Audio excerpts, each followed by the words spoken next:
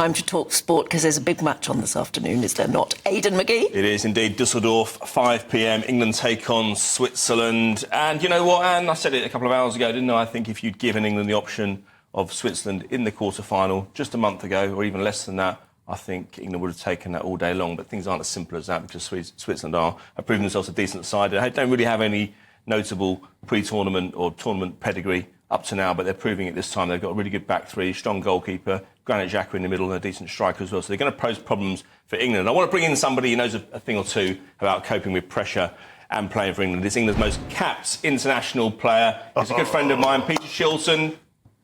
Good morning to you, Peter. Aidan. Good morning. Good morning. Listen, morning. I want to pick you up on something morning, because a couple of weeks ago, it was a story from Harry Kane, wasn't it, saying that older players who used to play for England back in the day, they have to understand what it is to wear the shirt. Did you feel, how much pressure did you feel going into these tournaments? I mean, you played 3 World Cups, I think it was, plus Euros as well. Is the pressure or the burden of playing for your nation as big as it is now? Oh, yes, definitely. I mean, with social media and TV, it's, you know, it goes around the world, doesn't it? And, you know, obviously, you know, when you're representing your country, you know, you want to do really well. I mean, as a goalkeeper, it's, you know, if you do make an error that's, you know, costs the team, it's going to live with you through your career because these are the biggest tournaments. And what about tonight, Peter? Would you like to see some changes? I mean, I don't know about you, but I felt that they've been able to get to the final third, but it's very much sideways passing. There's no dynamism there, is there? No, it's been a little bit disappointed, I must admit. You know, we haven't really seemed to have got it right in terms of, you know, the team selection. Quite interested to read that Gareth may go with 3 at the back, you know. And, what are your thoughts on that? Well, I think, you know, we've gone to the tournament without a proper left back. It's taken Shaw, who's, I think, you know, a great player, but he's obviously not fit. He was hoping he'll be fit. But up to now, we've really been struggling on the left side, you know, to balance it out. And because Trippier's gone in and done a job, but you want a real good left-footed player. So I think he may sort of play 3 at the back, Tonzo, you know, Stones and Walker, and then Trippier goes in his rightful position on the right as a wing-back, and Saka plays at wing-back because obviously you're not exposed as a left-back in a 4. So I think that might work. It would certainly give us better balance and allow Bellingham, you know, and Foden, if he selects them, to get forward more, you know.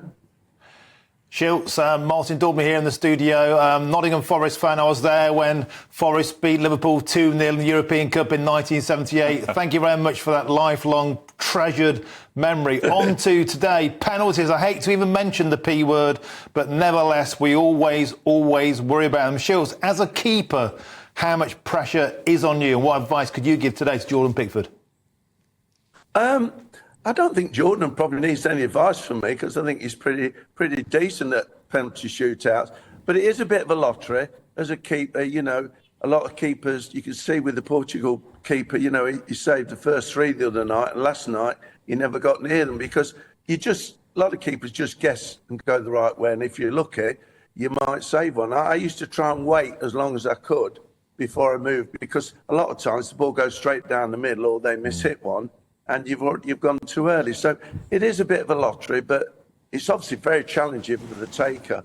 I think these days, with penalty shootouts, they're better prepared.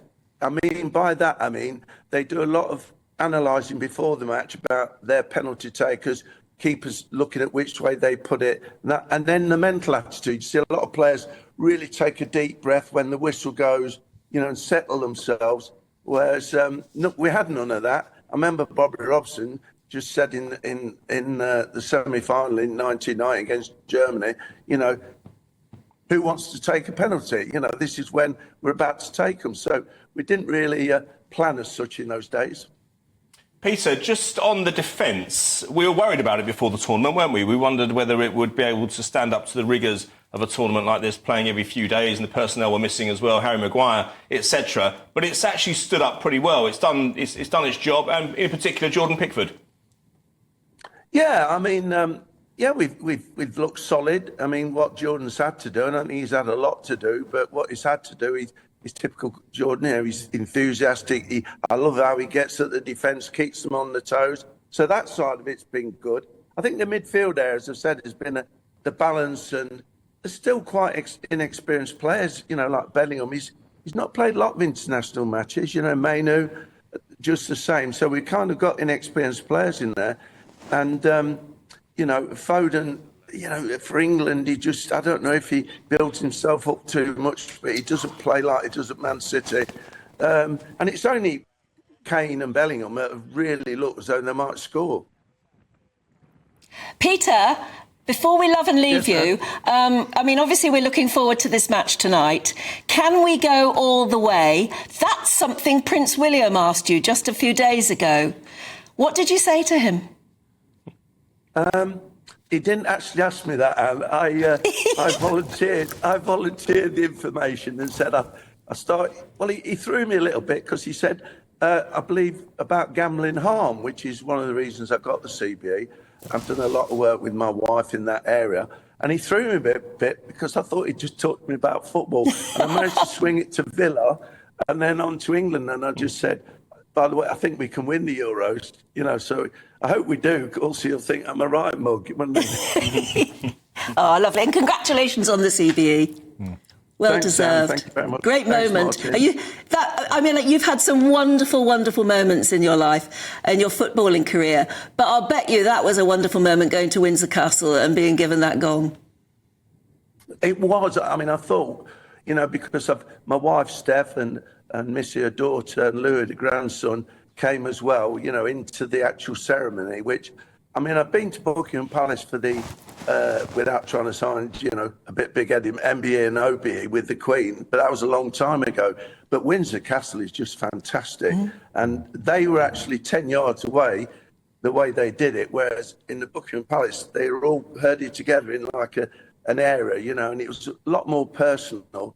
And I did say my wife has helped me a lot with the gambling. She changed my life. And, William looked over at her and she melted a bit when he looked at her. So that was a great memory. Yeah, still on cloud nine, eh? Let's hope you're on cloud nine this afternoon. That's right, Anne. Cheers, yeah, cheers. we've got to win today, or it's going to be a big depression, isn't it? And Prince William will blame you. I never thought of that. Yeah. Come on, England. Come on, England, yeah.